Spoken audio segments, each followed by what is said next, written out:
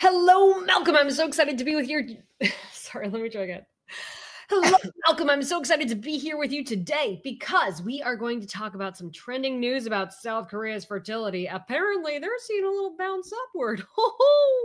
But and everyone's like, oh, but why this is relevant? Okay, because South Korea for a long time has had a rapidly declining fertility rate. It has the world's worst fertility rate. At their current fertility rate, for every 100 South Koreans, there would only be 5 great-grandchildren. And their fertility rate has gone down almost every year for the past 20 years, except for this year. And well, in 2024, there was a little bit of a bounce, and then there's even a slightly bigger bounce in the first half of, or at least the spring of 25.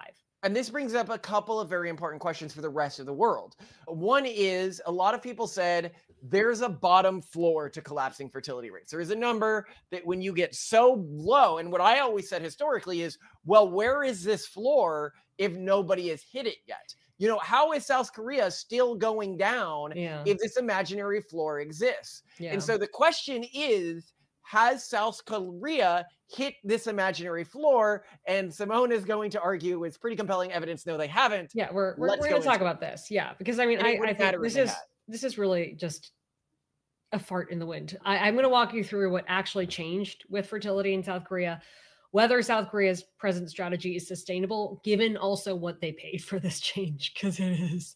No, hold on. You got to start this at the start. They paid over $1 million for every additional kid. Stop with the spoilers, but I will give you one more spoiler actually, because at the end, I want each of us to kind of freestyle on what we would do if we personally were put in charge of South Korea's fertility, and mine boils down to 3 words. All right, K-Pop Chaebol Oligarchy. I'm excited. Okay, go for it. All right. So as a lot of people have seen in the news, especially if you follow fertility, South Korea has recently experienced a notable, though still modest, improvement in its fertility rate and number of births, reversing a longstanding decline. So what happened ultimately was that the total fertility rate in South Korea rose from a devastating 0.72 in 2023 to 0.75 in 2024. And then in the first quarter of 2025, the TFR further increased to 0.82, which is, I mean, like kind of wow. I mean, because it kept plummeting. So this is nice to see. It's the highest quarterly figure since early 2022. So there's that. But this is kind of encouraging because it is the first annual fertility rate increase for 2024. That's the first one in 9 years. It was just in continuous decline since 2015. And the fact that the rebound is becoming a little bit more pronounced from 2024 to 2025 is nice. Like I'm not gonna poo-poo that. Like it's really nice to see. But let's talk about how many extra babies were actually born. In 2024, there were a total of 238,300 babies born. Good for them. That's awesome. We love it. That's an increase of just 8,300 compared to 2023. So we also have to consider like this is a fairly small population, meaning that like it doesn't take a whole lot to make the numbers look really different, meaning that really small things could be at play here. And then this doesn't change the fact that South Korea's, even their improved birth rate is still the worst in the world. Well, no, so, I want to talk about how bad it is. Their improved birth rate is still in the 7s. The 0.7s. That is. Well, for the year, it went up to 0.83 in the first quarter. We're going to see how the rest of the year plays out. There's 8.3. Okay. But the point here being is 0.83 is basically nothing. Like even if they kept like rising or they got a bit up, they would still already be at a collapse level. Economic collapse. In 2023, a breathtaking 40% of South Koreans over 65 lived below the poverty line. But in 2060, this number may seem lovely in comparison. Today, South Korea has one of the largest pension funds in the world, but it's projected to be completely depleted by the 2050s. So in 2060, pensions will have to be paid by the working population. The minimum a society needs is between 2 to 3 workers per retiree paying for them with their taxes. But even if we assume that all South Koreans over 15 will be working in 2060, the country will have less than 1 worker per senior. So not only will poverty among the elderly be common, but a big chunk will be forced to work. Except they may not be able to find jobs because by 2060, the South Korean economy may have collapsed. Okay, wait, this is all a bit much. Is there no way back? Why, there really is no way back. The problem with the demographic freight train is that once it hits, things become irreversible. Let's say fertility in South Korea magically triples to the replacement rate of 2.1 children per woman and stays there. In 2060, it will be an inverted pyramid on top of a barrel. And there would still be only 1.5 people of working age per senior over 65. Even in the best made-up scenario, South Korea has to pass through an unavoidable bottleneck before it will recover. Yeah. Because even though they've increased the fertility rate among the young population, you have to keep in mind that 60% of the population is over the age of 40 and can't even have kids. So here we're talking about the fertility rate within the smaller population that can still have kids. And in addition to that, we're dealing with the issue that there's already this huge missing population within Korea. It takes the damage has been done. And we also need to remind people who may not, like, may be new to this concept of fertility rates and whatnot, a replacement fertility rate, like if we're going to keep a population stable, is 2.1. Like per mother, there have to be 2.1 children. Okay, because you're kind of replacing the mother and the father. And 0.8 is nothing to be proud of. But it's important to note here that even if tomorrow South Korea's fertility rate went back up to 2.1, okay? They would still, if you look at the math to support their aging population before those 18-year-olds could come of age, their systems are still going to collapse before that date. Their Social Security, welfare, Medicaid system. Well, and I think to your point also, they're still at risk of, like, let's say even it went way up suddenly. They're also, like, their culture is also to a great extent being lost. Because I think you pointed out to me when we were just talking about this offline that a lot of these births are resulting from marriages to women who are foreigners. 1 in 4 rural South Koreans who is married and has a kid married a foreign wife. So they're they're importing people from other countries to have as their wives when they are having kids. Yeah, and that is gonna shift culture. I mean, like, one of the things that we're concerned about with demographic collapse, I'm not like, oh, we have to keep like ethnic purity, but I don't want to lose the unique South Korean culture or perspective. I want there to be a broad variety, ideally even broader than what we have now, of cultural perspective. So maybe there's some mixing here, but like, I mean, I like that, like some creation of new, like, you know, Korean plus Vietnamese or whatever else is popular in South Korea among passport bros. But yeah, anyway, like this isn't exactly like a win for like South Korean people will make it to the future, because also like they're passport broing their way into these marriages. But marriages are a key factor behind this rebound, and one of the reasons why I think it is going to be short-lived, because it is thought that this surge in marriages that has preceded these births, it has to do with people kind of making up for lost time in the pandemic. So it's a little bit artificial. All the people who didn't date during the pandemic then dated after and have now reached that point at which they have dated, they have married, and now they're having kids. Meaning that after this point, we're going to see a drop off again, because all those people making up for lost time who are like at that point in their lives where they're like, I'm going to get married no matter what, just couldn't do it at the same, like the time they'd planned to, due to lockdowns. And then of course, you know, the Korea still hasn't done anything about all the sort of cultural headwinds that make parenting unsustainable, the work-life balance problems, etc. But let's go into what South Korea paid for the change that you go into the numbers here. Yeah, so just a reminder, in 2024, 238,300 babies were born. That's an increase of 8,300 compared to 2023. And I'm doing back the napkin calculations here. But in 2024, the Ministry of Health and Welfare budget was 122.5 trillion won. That's about 92 billion USD. And a significant portion of that went toward child rearing support, fertility treatments, and expanded parental benefits. Like, that's a lot of money. And keep in mind, like in terms of things that are being paid to families, basically about $22,000 is given for each child born, like to families, regardless of family income or composition, which, I mean, that'd be great. Like, it's not helping, but that'd be great. We wouldn't say no to it. The monthly stipend for parents by having kids, you know? Yeah.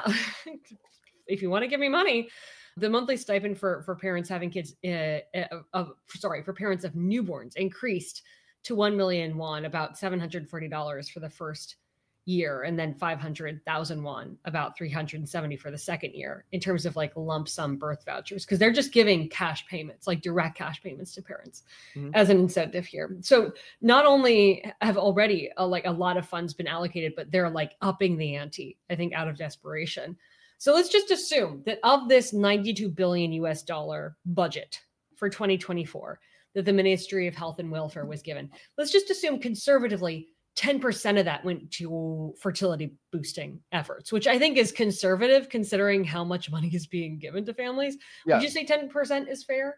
I'd say 10% is fair, yeah. Okay, so if we do $92 billion times 0.1, and then we divide that by 8,300, we get $1,108,433. So that's over $1.1 million per extra child. Like if we ask the Ministry of Health, all right, well, so what did all of your fertility spending get you for these, this growth that you are so proud of? Yeah, they paid a lot for that. Well, it's not sustainable. It's obviously not really sustainable. This is why the solutions have to be cultural. And so when people come to me and they're like, oh, look, South Korea has hit the floor. I'm like, no, they haven't. They've hit the floor of panic, not on the floor of like real social change. Yeah, exactly. Yeah, and it's hard because, I mean, as has been discussed, I mean, in many other podcasts we've done by many people, South Korea is one of these places that developed really rapidly in terms of economic development, but then socially developed much more slowly. So in terms of like, women have gotten empowered in terms of education and career and all these sort of very modern expectations. They've gone really far, but there are still these social expectations that they do the majority of the housework, they do the majority of the child rearing. And so they're sort of stretched between these things, and that builds a ton of resentment, and they're just like, screw that. And you end up with movements like the 4B movement, where women refuse to date or get married or have kids or have sex, and they just reject it because the terms are not good. So South Korea has to sort of reconcile these really fundamental issues before they get to a point where it becomes okay. And that's what I wanted to discuss. It's like, well, what would actually save South Korea? I want to point out before we get to what would save South Korea, is that even if this is a real floor that's been discovered in South Korean fertility rates, what it tells us is the floor happens after a society is already doomed. Because it's too little too late. Yeah, even if this is sustained, it's too little too late. But like I said, I really think this is people making up for lost time during the pandemic. It's not, no, I mean, like I'm saying, even if everything they're saying is right, even if it turns out that the floor is around like 7.5 and then it bounces and begins to go back up, it's irrelevant because the time it takes to go down, and keep in mind, South Korea was going down faster than other countries. Yeah. What this means— this was a 15-year streak of going down. Again, right. Like this is that it takes too long to get the next generation in the pipeline, and that the next generation will not be in the pipeline before the country's economic system collapses. Yeah, because you need a lot of people have seen these, population like graphs that sort of show like, oh, look, this pyramid is growing as future generations get bigger and bigger, and then some like China are going in like this, and it's like that's when governments are going to start to collapse and social services are no longer going to work, because you have what Malcolm calls a dependency ratio cascade, where you have an insufficient number of actively contributing taxpayers paying for a growing number of dependents. And that's what we're trying to deal with here. That's what we're trying to avoid is this kind of ratio, the dependency ratio cascade. So already, like, even if, like, let's say the pyramid, it was growing, and then you have this 15 years of shrinkage, and then it grows again, you still have to deal with the 15 years of shrinkage, like that next booming giant baby boom population. Let's say somehow you figure it out really quickly. And that's a period of 15 years. Yeah, like what's going to happen for that 15 years where there's an insufficient number of taxpayers to pay for everything? Like, you still have to figure that one out. And let's be like, even if it's not a full, let's assume it's a 5-year window. Let's assume it's an 8-year window. Okay. How do you get through that window? Literally. Yeah. How do you get through that window? The math doesn't work. Well, and also, like, at that point, people with the kids are maybe going to be fleeing the country. They're moving out because it's not safe. All the promises of the childcare are no longer being, met anymore, you're All out of the there. South Koreans I know as kids who are like high-performing South Koreans are raising their kids to live in other countries. Yeah, like Singapore or the Yeah. United States, or like they're Because they out do of not there. want their kids to, well, they don't want their kids to grow up in South Korea, because the core thing that needs to be reformed in South Korea is the culture. Yeah. There's this view. I mean, for those not familiar with South Korean culture, there's this really intense upbringing where it's just like tests, and what do they do when there's like the big test day? Like this test sort of determines your entire future in high school. You can't get sick during the day. You just have to go no matter what. You have to get through your test. They stop the freeways. They stop the planes so nobody can be distracted. It's like everything is dependent on this one test. And what I've said, because you go, how do you fix this? Mhm. I said, you've got to modify the grade that students get on this test by how many siblings they have. So this is right. This is your solution for South Korea. Yes. Just Now, modify the Koreans will riot test. on I the don't streets know. when I this mean, like, happens. No, but what you say is you say, look, these people had less money to send their kids to after school camps and everything like that. They had less money.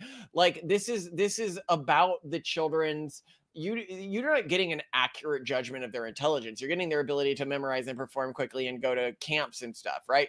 Yeah. So if that's the case, then it's only fair that in terms of accurately measuring competence, that you downwards modify them based on how much time and money their parents had to spend on them in relation to this stuff. I kind of feel like, though, this test is kind of a has-been. When you and I were in South Korea, one of the people who was showing us around was saying that, yes, it used to be that the goal of the typical South Korean youth would be to work at one of the big prestigious companies after going to one of the big prestigious schools. And you can only get to one of those big prestigious schools, of course, if you score well on one of these tests, because those tests are everything.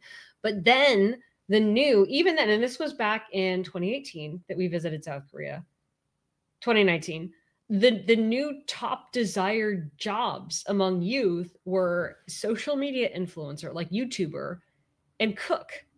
Like, these aren't things that require schooling anymore. So I just don't know. I mean, maybe it would be compelling to parents who are delusional about their kids' desires, but I don't know how much it would make a difference.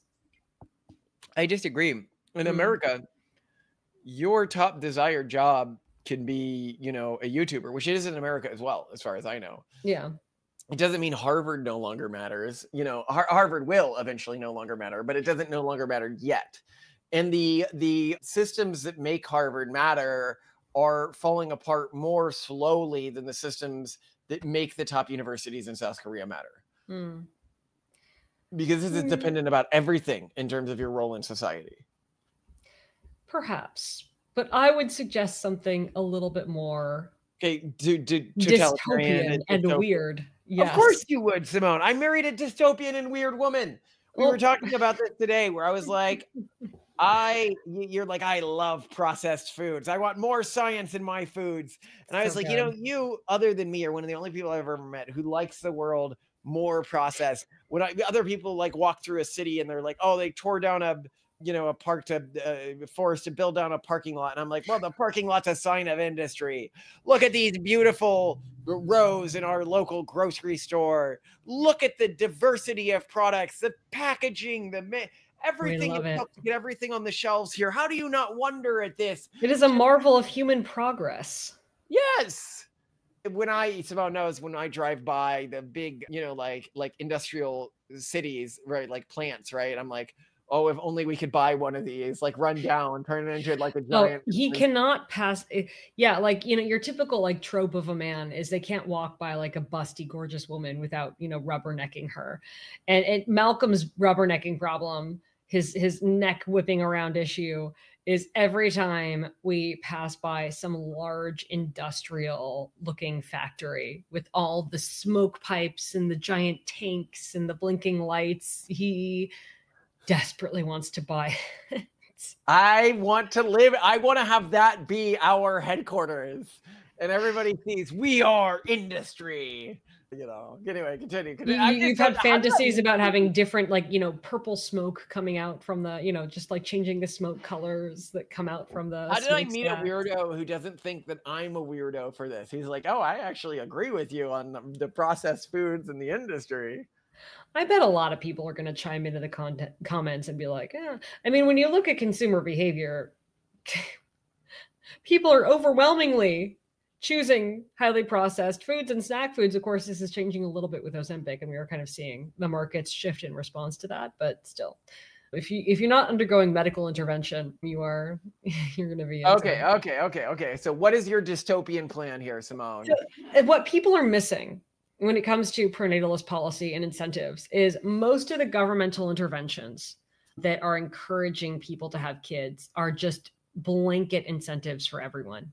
I will give money, and like this $22,000 to parents, per child, regardless of your level of income. Like, we will just give it to you no matter what. We just want everyone to have kids. And one, like, the cool thing about the cause of pronatalism is that to save an entire country, an entire culture, an entire religion or ethnicity, whatever it is that you care about saving, this doesn't address the dependency ratio cascade, but I'll get to that next, necessarily. But it can make sure that there is a future for whatever this perspective that you want to see in the future. It will make it survive. Is just if between 8 to 17 families manage to develop a version of their culture that is intergenerationally durable, meaning that they have a lot of kids, like we'll say like 5, 7, 10, like per descendant, and each descendant raises their kids so well and passes on their culture so well that their kids in turn want to have 5 to 7 kids and raise their children in that culture. And if you keep that up, you're good. Like, this is really not an issue anymore. And I love that element of prenatalism, because that's saying, okay, only the super enthusiasts about having families and raising kids need to be involved with this. And everyone else who wants to be a dink and live their lives and not have kids is super free to do that. And I really like that. I want people to not be shamed or coerced into doing anything. I also want people who are super into doing something to have the freedom to do it and to be awarded for doing it. So that is one factor that goes into my South Korean fertility policy. The second factor is the key issue with dependency ratio cascades and with demographic collapse and with governments failing to be able to pay for the social services of the most vulnerable people in society isn't a warm bodies issue. It's a taxpayer issue. Yeah. And just paying any old family a ton of money to have kids isn't necessarily going to solve your problem. Just bringing in immigrants isn't going to necessarily solve your problem, because immigrants are eventually going to get old, and not everyone is going to be the same level of a tax contributor. I mean, like in New York City, the top 10% or 1% pays for like 50% of the city's income, right, in taxes. Like, it's insane when you look at who actually contributes most of the tax revenue, whether you're looking at a federal level or you're looking at a city or state level. The top percentage of earners are paying the vast majority of the taxes. So I also think that fertility policies that focus disproportionately on taxpayers, especially when you're looking at governmental stability and your ability to meet the commitments, be it debt service or social security, food aid, healthcare, etc. Like, you should be looking, okay, how do we get more taxpayers, not how do we get more people? And I'm not seeing countries do that. And so here's where I just think, and there's the culture factor too. As you said yourself, right? Like, they're focusing too much on, like, childcare and all this stuff, and we're not resolving the cultural issue, right? That having kids is not this aspirational, desirable thing. Most South Koreans, when they think about having kids, is, oh God, I don't want to subject them to the terrible childhood that I experienced. I don't want to now be torn not only between this really demanding career with no work-life balance, but also raising a kid and being expected to do most of it. Like, it just sounds horrible. So, right, you also need to make it socially and culturally desirable. Hence. Oh, and let's walk through the math too. I also want to point out, like, back to my first point, just if you have just 7 families and they all had 7 kids each, and then those grandkids had 7 kids, and those great grandkids had 7 kids, and then the great great grandkids had 7 kids. Now you've already got 16,807 people.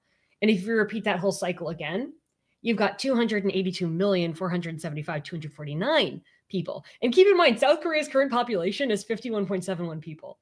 Sorry, 51.71 million people. So in just a couple cycles, in the longer scheme of things, obviously this takes a long time if like one generation comes every 30 years. But if you manage to make just 7 families be intergenerationally durable, you've got something that is And basically you skip a generation with every exponential amount of families you get at the beginning. You something get that's 49 families, you yeah. get, Yo, that's true. Yeah, yeah. And so you could have not just South Korea maintained, you could have South Korea taking to the stars and so much bigger than it ever was. And that's kind of like But that just doesn't how easy solve this it before systems start to collapse. And this is important That's to true. know. That's true. But no, this is why we introduced the perfect Simone solution that everyone should just listen to in South Korea, which is my K-Pop Chaebol Oligarchy. All right. Yeah, tell me about the K-Pop Chaebol Oligarchy. Yeah. So just to define Chaebols, South Korea is kind of known for having what are called Chaebols, which are like these huge business conglomerates, which are associated with very wealthy and powerful families. Like there is a Samsung family, and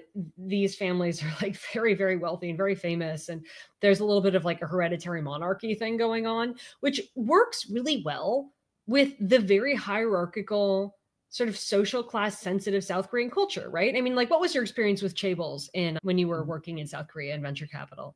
Well, I mean, they controlled everything. As I said, the thing that really shocked me about the Chaebols and the way North Korea related to all of this. South Korea. South Korea. Not as different as you would think. When you go to the Chaebols headquarters, which I've toured some, they have shrines to their glorious leaders that are, and I've often said of South Korea, if you understand South Korea as a capitalist democracy, you don't understand South Korea. What South Korea is a number of fascist states competing amongst each other in a facsimile of capitalism. And I remember they looked down so much on entrepreneurs that if you're in a marriage market, that's looking, what score does it get me, my career in a marriage market? It's under fishermen. What? Yeah, that's right under fishermen. And actually, they have these, right? Where like if you're trying to like use a dating service, they do score you. Like you're not just talking abstractly here. Yeah, you're not just like social market value. You're like, no, if I literally pay someone to be a matchmaker for me, I'm getting a score, and my score is fisherman. But it's worse. Our fund, I mean, we constantly got in trouble with the government because we did the horrifying thing of investing in people who didn't go to top universities. I didn't say didn't go to universities. I didn't say dropped out of university. I said didn't go to the top universities. And in South Korea, this is like investing in like meth addicts, right? Like you are a social harm. And this led to my boss being arrested. This led to other people at my company being arrested. Like we were constantly for political points because, everybody agrees with the show. Well, if somebody just makes their money out of nowhere, then something is wrong in society. They were disrupting the social order. That's the thing. Yeah. And that's the thing is, I think that, when you look at fertility solutions for a country, you can't disrupt the social order. You need to yes and the social order. And I'm going to yes and it. Okay, right? Do it. So I'm like, okay, Chaebols. Yeah. Like they're a thing. Let's not try to undo them. Let's lean into them. So I'm saying this project of mine, this could either be government funded. So, the South Korean government can kind of ease this along, or it could be privately organized. But what I want is in Korea, you could say it's creating a new aristocratic class, or it's just leaning into it to ultimately create 8 to 17 high fertility families. So there has to be some kind of like either America's Got Talent style, like audition to become one of the new seed families, because we need more Chaebol families than there are now, right? Like you need, I would say, a minimum of 7 families that's like super high fertility, to solve this fertility cascade, this dependency ratio cascade problem. So like either an America's Got Talent style thing, or like the government like literally providing exclusive contracts to the chosen families who also have to be commercial magnates in some way, right? So you have 8 to 17 high fertility families. They need to be regarded as aristocratic, basically royalty. And members who have fewer than 7 kids get disinherited and shunned. Outsiders can marry in, but they have to accept South Korean culture. I think that's really important. But each family should be run like a Korean pop band, because this is also like a huge thing in South Korea. Is this like manufactured, run by the state? Or what are they, run by a company? One of the Chaebols? I would say this is either and you're creating new Chaebols. So each of these families needs to have a private business specialization. So already you have like Samsung, it does like tech. What I want South Korea to create with its new additional Chaebol families, because you need to have this, like, you need to have enough aristocratic families for there to be like genetic variation. Maybe one specializes in reproductive technology. You know, it's starting to clone people. It builds the artificial wombs. It's doing That's IVG our family's research. job, Simone. We don't I know. No, I mean, it would be great if there's a couple families across many countries. Then there's the human augmentation family. South Korea is already famous for its plastic surgery. Just like, but you know, take that a step further. You know, they're already so good at plastic surgery. They've got the infrastructure. They have the like educational pipeline. Let's bring it to like, okay, now there's a heads-up display inside your eyes. Now your skin has tattoos that are animated. Now, like, you know, all the, like, let's build a night vision, like, you know, just so a human augmentation family or collection of families. One should obviously be military tech, because North Korea ain't going away for a while. Like, you know, I mean, there isn't, to my knowledge. I mean, maybe like Samsung makes military tech, but like, you know, just really specializes in that, because also it would make the country stronger. But yeah, basically have like, you know, these are strategically useful specializations, but you're also at the same time creating a new royal family and a new Chaebol. And bonus points if the lives of each of these Chaebols is extremely public. Like they each have a reality TV, or they're all extremely active on social media, and like everyone desperately wants to marry into this family, to work at one of the companies, to make their way up. And maybe you can't fully democratize this. Whoever said that democratization was an important part of this? The important thing is that, one, you are making high fertility families high profile. You're giving them a lot of commercial power, and they're having a lot of kids. So you're having a lot of really high taxpayers being born. They lose all of their favor and advantages that give them an unfair advantage if they don't maintain their high fertility as a family. And because they're so prominent, and because they're both like Chaebols and like K-Pop Chaebols, so they're like made famous and they're romanticized, and they're like, you can't do this intergenerational. Oh, so you think other people would want to copy them? Yeah, no, and we've seen this. So I want to cover this in another episode on pronatalist propaganda, but there was a series of soap operas that played out in various regions in Brazil that sort of depicted this very aspirational middle-class life, and they affected fertility significantly. Unfortunately, they led people to have fewer kids, because the families in these soap operas had like one or two kids, and people in Brazil at the time had more kids. But it's clear that when you make a certain family format aspirational and high class, people are going to conform with that. And this was shown like in regions where this network didn't show, there was no change in fertility. Fertility is absolutely shaped by propaganda and culture. And when you make things like your celebrities and your aspirational royalty very high fertility, I absolutely think it will affect the average Korean. But what you're also doing is making sure that the people who are literally required by law to be high fertility in order to maintain their strategic advantage and commercial advantage, you're also getting a lot more taxpayers, which I think is great.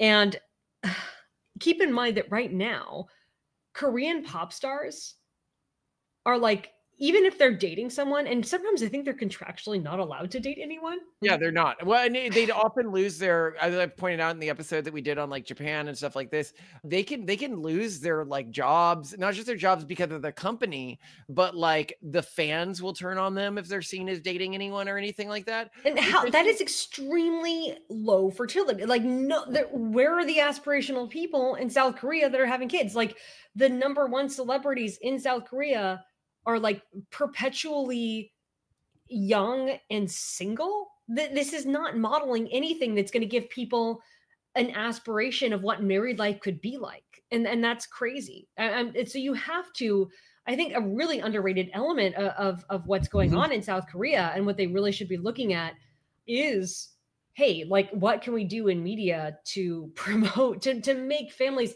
not even something that's like desirable, but like literally something you can wrap your mind around. Because I think a lot of people, it's just like the most obscure thing in the world. I mean, keep in mind that kids in higher fertility families, you know, they're around babies all their lives. You know, they have younger siblings. They see this a lot. Maybe they're in a church community where they see a lot of babies.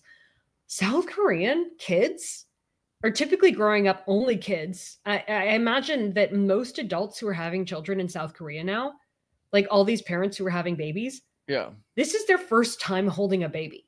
This is their first time. This might be their first time seeing a baby in like recent history. For a lot I mean, Yeah, that's the problem, right? And so like if you don't have exposure through media or through some other program, that's a problem. And I am intrigued by what Russia is doing, because Russia does actually have like literal active bans on media that it sees to be antinatalist. Yeah. So like they're actively really trying to shape. I mean, it's too little too late to them, you know, again, to the point of South Korea, for a sort of a different flavor of reasons. And we'll get into this in another episode. But yeah, I think it's underrated. I think the solution for every country is very different, but I really think that South Korea would benefit from a K-pop Chaebol oligarchy of like really desirable royals. I mean, come on, have you like watched the K-dramas about like the royal families and the drama?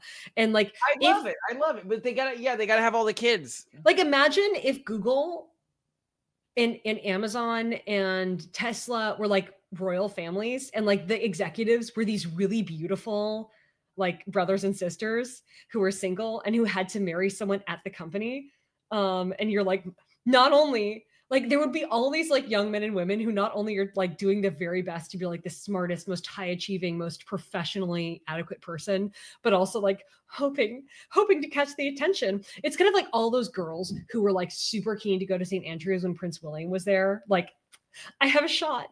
I went right after he was there. I wanted a shot. I mean, we all want it, but no, like, wouldn't that be cool? I'm not even like bisexual, and I would have been like, but it's a prince. But to be, yeah, I mean, like, if you have a shot at royalty, you got to take it. And imagine an unfortunate accident before we consummate anything. It would be like, imagine if Elon Musk's kids all worked at like SpaceX and like Tesla, and like you had a shot at, you know, like if we knew like our kids had a shot at like marrying into like Tesla royalty. Oh my gosh, like, have you entered the Tesla family? We're a Teslas now. We're a SpaceX family now. But the families, like Elon wouldn't pass that down to his kids, right? Like this isn't the way. No, and that's why you have to create this whole new like conspiracy. You have to have families audition into this to be like, I am. By the way, like, Simone, you're gonna love this. The New York Times did this piece right here. You see this image here? Yeah. Oh, you saw this on the Zizians? Yeah. I'm going to talk about it. I also have an episode outlined on the rise of new secular religions. She wanted to save the world from AI. Then the killing started. I love that they don't mention that she wasn't always a she. No. Well, the New York Times wouldn't even think to question that this might be a male sex pest. No. But they have killed people, a number of them, in their quest for self-aggrandizement. Well, I think what makes Ziz an impressive cult leader is I don't believe that any of the murders are actually Ziz murders. I think that they are Ziz follower-led murders, per my understanding. So. Yeah, and the level it's like that's mob boss level, right? All like of the murders are like somebody asked them to pay rent or something like that. Like God forbid. They're never about like their actual goals. Yeah, or like, why won't you die so I can get my inheritance, parents? Yeah, like they're very. How dare you stop me on the side of the road, immigration enforcement officer? Like, I'll kill you for that, and they did, right? Like they're very. But what's funny is they talk about all these grand goals and how uncompromising they are, and yet every murder they commit is about their own convenience. Yeah, we're gonna get into it. I'm excited to talk about the rise of secular religions. We're gonna talk about that and it's sort of its role in fertility too. But yeah, I think that there are two big takeaways I want people to have from this. I mean, in terms of like beyond the okay, we don't really care that South Korea has a fertility bump because they still have serious problems. The underrated, under-discussed elements of fixing fertility are one, Malcolm's concept of the dependency ratio cascade, where we need people to pay for the dependence in society. Jezebel got very mad at us. They're like, they let the cat out of the bag. That not all babies are the same. Yeah, someone on X was just criticizing us that they imply that there are certain people who should, you know, there are certain people who are more desirable to be born than others, and we're like, no, man, like we're just looking for someone to pay the tab. Like, is that nice? I don't know how nice that is. That's kind of exploitative if you ask me, but.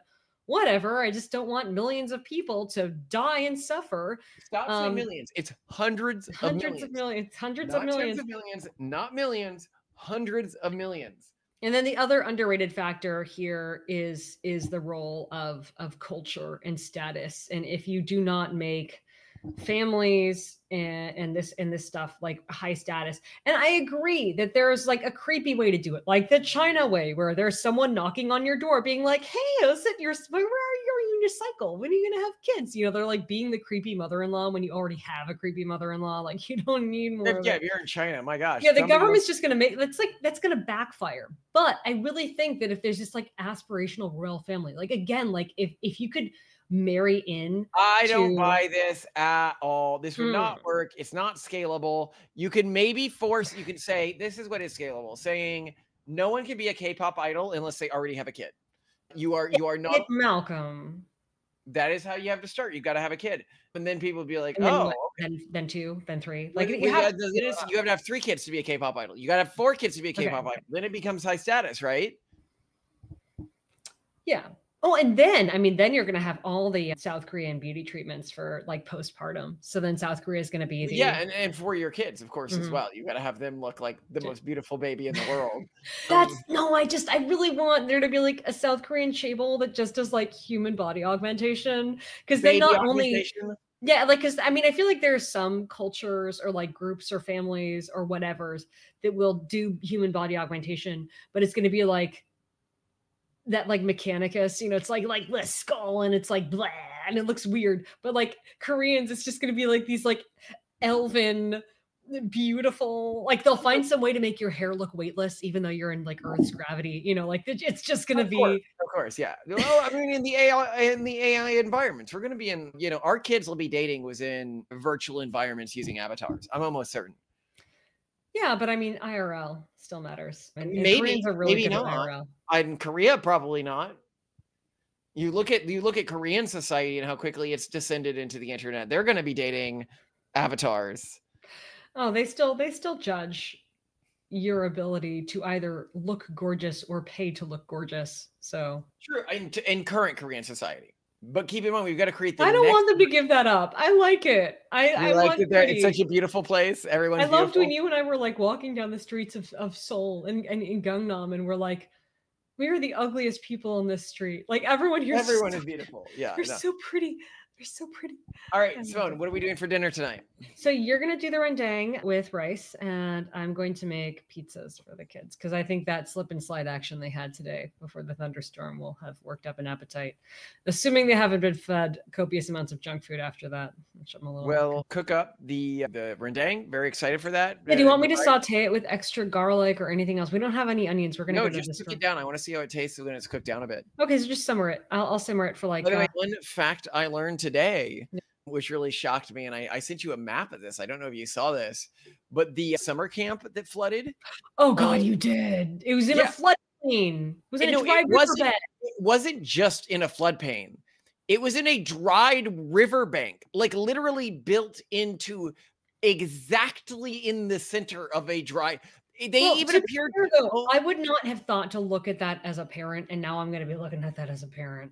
Well, no, but what's crazy about it is they seem to even own the property that was in the dried riverbank.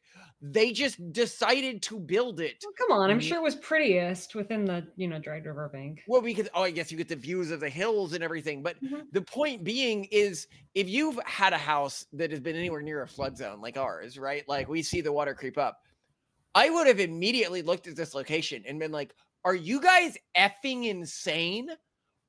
And they had by the way, a 12-hour warning. I love that people are blaming this on Trump and Elon Musk and everything like that. They had a 12-hour flood warning from the national services, and everyone was like, Trump and Elon did this with their cuts. No, who did this was the fucking idiot counselors who didn't move the kids when they had our house. Every time you and I get a flood warning, and they are very rarely 12 hours in advance. They're usually about 6 hours in advance. Yeah. We move everything in our house. We prepare to leave. Because I understand what flood warnings mean, right? Like you have to fundamentally be kind of retarded about flood warnings to get a 12-hour flood warning for something and say, I don't care. Like we're not gonna. So there. What disturbs me even more is on social media, there are all these like influencer stuff who are like giving links to fundraise for like the girls in the camp. And I'm like, this money's just going to scam artists. Like, it's not going to help the girls get found. Like they're being looked for now by everyone who can possibly look for them. I don't know Also, where they're this money's going. 100% dead. I'm sorry, if a preteen girl disappeared in a flood, they're dead.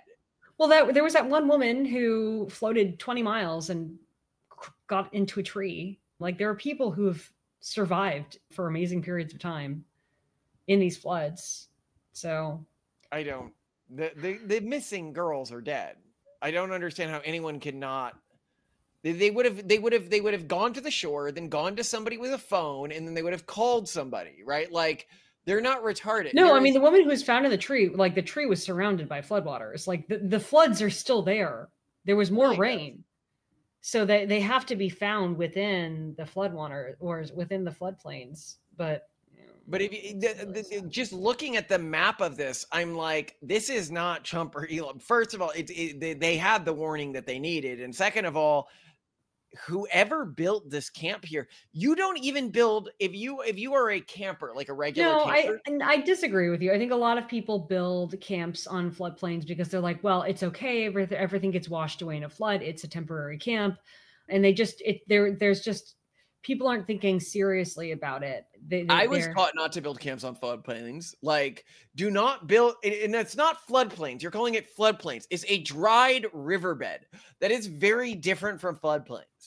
A dried riverbed is where the water regularly flows whenever it gets high. It is notable that the camp, like, had they not received any severe flooding in the past? But... And this is Texas as well. So I grew up in Texas, and at my family's ranch, I always remember my family, every time we'd walk by it, they'd be like, that's where the floodwaters went. And they point to like marks on trees. And I showed you these marks on trees. I don't know if you remember me saying, like, you see that white mark way up there? You can even see them around where we live, like literally where we walk. You can see where floodwaters went, and it's high. Yeah. Like, this is something that should have been ever present for everyone in this situation. And people can be like, how dare you say it's their fault? I am sorry. I wouldn't build a temporary camp in a dried riverbed. Well, so what is advice that parents can take home from this to just, if they're like devastated by this? And I mean, if I was a parent and I was like, I want to be safe with my kids. When you send your kids to camps or something like that, like, conduct a basic sanity check of safety. Like, every building in the camp was built within this floodplain. Like, I honestly would honestly ask yourself, like, until we knew about this, would you be checking camps that we'd send our kids to for floodplains? Yeah, given that every couple of years our house has floodwaters come up around it and we've had to deal with the consequences, you and I are acutely aware of floods in a way that other people may not be. You know, and I think that some people don't realize, if you're near a lake or a river or a stream, or if you're buying a home near a lake, river, or a stream, you need to pay attention to this. Oh, Octavian's probably trying to get into the house now, so I gotta run. I love you too. I love our kids, and I'm really sorry for the families. Did you learn anything interesting today? Yeah.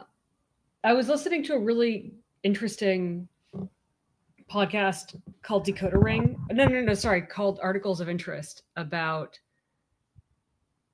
school uniforms and Catholic school uniforms, and like kind of how they came together, and you know how they came to be. And I love stuff like that. I'm a sucker for clothing history. It's so funny that so many items of Catholic religious significance, or that came out of Catholic communities, I think when people hear them within our modern culture, the first thing they think is, oh, that's a sex thing. Like, when I hear the Catholic schoolgirl uniform. Yeah, when I hear Catholic schoolgirl uniform, I'm like, oh, it's a weird sex thing, right? Or you know, when I see one of those flagellates or whatever, or when I see a nun outfit. But no, but what's interesting actually is, so the reason why those plaid skirts specifically sort of became normalized in Catholic schools only after you saw the rise of parochial Catholic schools, which were in response to the pervasion of public schools also developing a reputation for being more unruly. So this led to this rise, especially when they stopped prayer in schools, of people flocking to parochial Catholic schools, which cost a little bit, but were still affordable. Because before that, Catholic school was really more for like people who are quite wealthy. And then it was seen that like people were better behaved in Catholic school. But the reason why plaid skirts sort of became the de facto thing was because there were a lot of Irish Catholics, and it's thought that the plaid probably was influenced by that. But the earlier Catholic schoolgoer uniforms actually looked a lot more like, kind of like my clothing, like witch dresses, like a long black skirt and long black sleeves, kind of like a sort of nun in training uniform, but made with really nice fabrics because, you know, this was for wealthy young women. And often the, you know, these not parochial schools, but what came before for Catholic schools were convent schools, like basically schools out of convents. And the uniforms are very different in that way. But what even predated those were uniforms for other Catholic institutions like asylums or like orphanages, where the uniforms were more helpful. And one, you just kind of had this population of people who needed to be clothed, but also it was helpful to identify runaways. I see this kind of connection between school uniforms and like Fascinating. imprisonment. But what's also interesting is several people in this podcast were interviewed who'd grown up, like who both had very distinctive styles, but had also grown up in Catholic schools, one in Nepalese Catholic schools, the other one in American Catholic schools. And they hated and rebelled against the uniforms, but also really appreciated having the uniforms because the uniforms enabled them by their very restrictiveness to develop a distinctive sense of their personal style. And I really see that like with our kids, right? Our kids wear uniforms, but they have extremely distinctive personal style. And I think when you grow up sort of wearing anything, especially in this age of like disposable clothing, and there's just so much choice, you end up thinking that you're expressing yourself when you're really just expressing like the whims of consumerism. Well, and we've seen this within youth culture dress recently becoming so unattractive. Yeah. And really a lack of ownership of attempting to present a unified style anymore. Yeah. And I think that when our kids do start, you know, when they do deviate from the family uniform, it's going to be in much more interesting ways and very intentional, instead of just being like, I'm just going to, like, people don't think about it and then they think that they're being unique when they're really being basic bitches or whatever the male equivalent of that is. So that's interesting. The other thing that I was listening to just now was a Decoder Ring podcast about the Boston cinematic universe, how like there are all these movies where Boston is almost a main character, you know, and it's like Boston culture and these Boston accents and Boston people. Really? Yeah. And like, why is that the case? And it was pointed out near the beginning of the podcast, which I haven't finished, that, you know, there are many cities that have bigger populations than Boston. Like I think San Antonio was an example they gave, San Jose. And I realized, yeah, there are all these cities in the United States that have very big populations, but no cultural cachet. Well, but they're not. I mean, it makes a lot of sense if you think about it for a few seconds. The main reason is because Harvard and MIT and are in Boston, and that means a lot of elites have lived in Boston for a period of their life, which means that it gets disproportionately featured in media the same way anywhere where there's not a lot of elites coming out of those other cities I can't even remember anymore.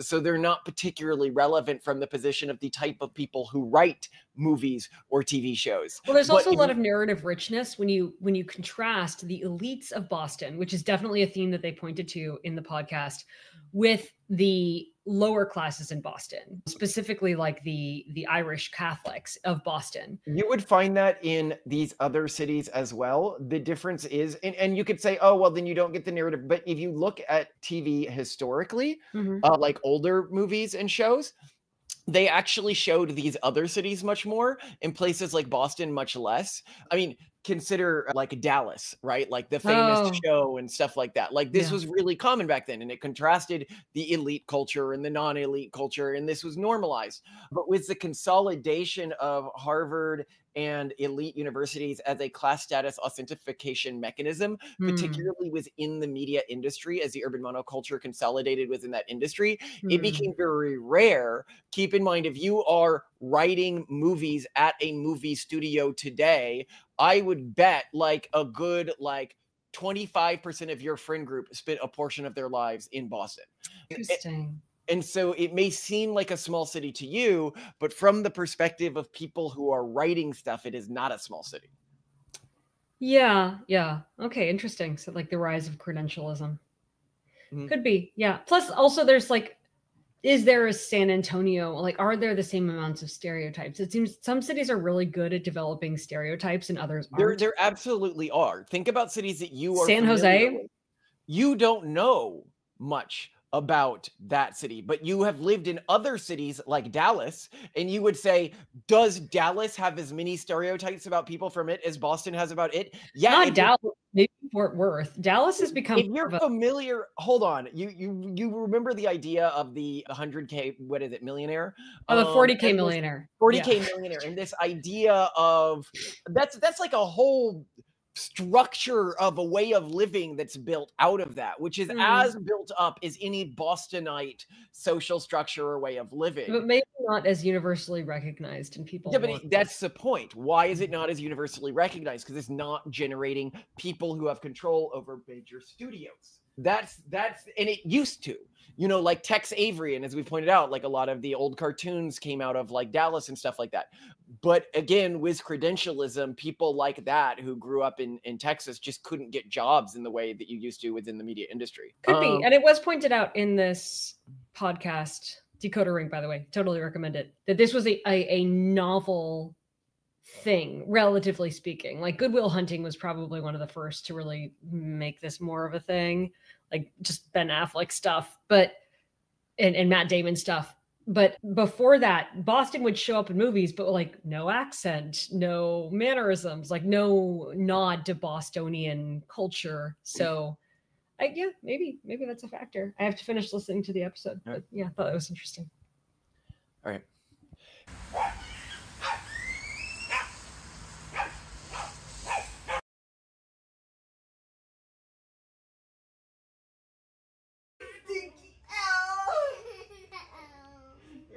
Fun.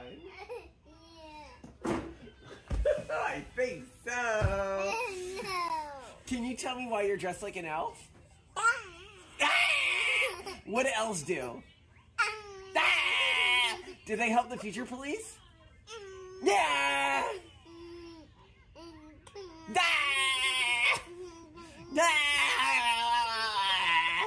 Are you shocking me with the elf button?